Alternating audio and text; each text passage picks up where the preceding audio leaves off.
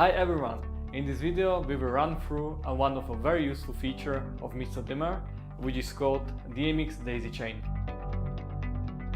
We've talked about it in our previous videos, so just a quick recap. Daisychaining is a wired scheme in which multiple devices are wired, chained in a sequence or a ring.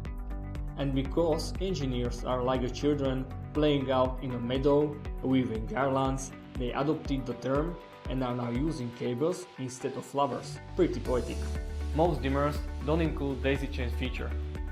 It's fine in case that you are doing small installation, but in case that you are pro doing large installations, it's much better for your mental health to use pro tools such as Mr.Dimmer. For DMX signal, you have two options how to wire two or more Mr.Dimmer devices together. First one is use XLR connector, and second one is use RJ45 connector plus Ethernet cable. Here are a few wiring schemes how you can daisy chain multiple devices. And you are not limited by only one type of cable.